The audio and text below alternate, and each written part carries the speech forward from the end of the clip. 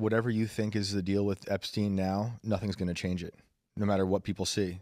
Even if things come out that look real. I mean, we're in post-reality, so everything can be fabricated if you want it to be fabricated, or it really is fabricated. So it really doesn't move the needle on anyone, unfortunately. One way or the other. I think there's a lot of other things with the Epstein story that people should be talking about. I still want a lot of accountability for people like Bill Barr, his situation with that. Still want to know why he got a sweetheart deal, why Epstein got a sweetheart deal in prison, all these things, his intelligent asset with Israel and with the CIA. People think he's Mossad.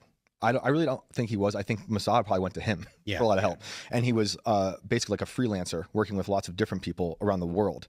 And there's emails that say that. But again, you can look at those emails and say, oh, I don't believe those emails. But we do know through photographs that the former Prime Minister Ehud Barak of Israel was hanging out there, and they had an asset living with him in Manhattan.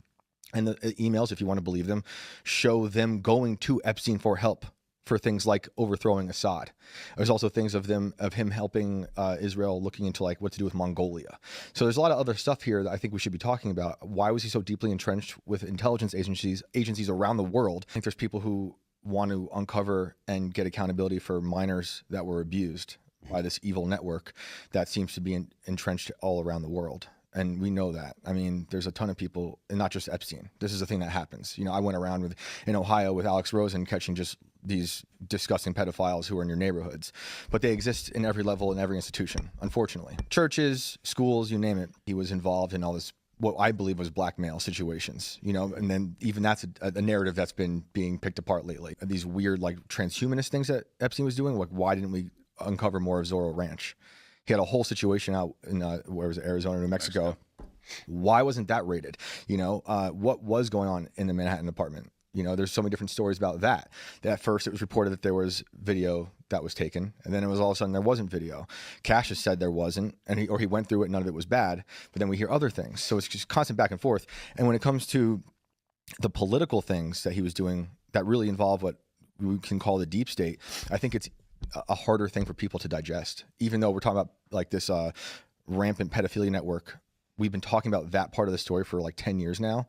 When it comes to what he was doing with like Assad possibly and Israel, or hanging out with Ehud Barak, and all his, he obviously had friends within this government and in Harvard. The much harder thing, I think, to understand that a lot of different intelligence agencies are going to a person and or network to try to pull the strings around the world. Yeah. Because it sounds crazy to some people, but we, unfortunately, in our own history in America, we have a long history of that very thing, whether it's Operation Northwoods, Gladio, NATO, possibly being behind the scenes of the Years of Lead, which was a lot of political false flag violence in Italy. This is just a long history. We still don't really know who killed JFK. Yeah. We don't, there's a guy in Sirhan, they say killed RFK, but RFK Jr. doesn't even believe Sirhan was that assassin. So we had this long history of these weird things that have happened. The reality is unfortunate that our government has been weaponized against us, and they do use these bad actors. Why don't we know about Epstein's final phone call he made in prison? He said he was making it to his mother, right? And we found out he was actually calling his girlfriend at the time. Like, what's up with that? And he lied about that. Why did the officer let that happen unsupervised?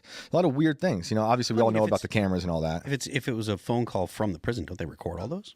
I don't know why we haven't. Why don't we have any access to that or any information about it? It's a very, on the night he died, I'm putting that in quotes for anyone who's listening, because I think he's alive.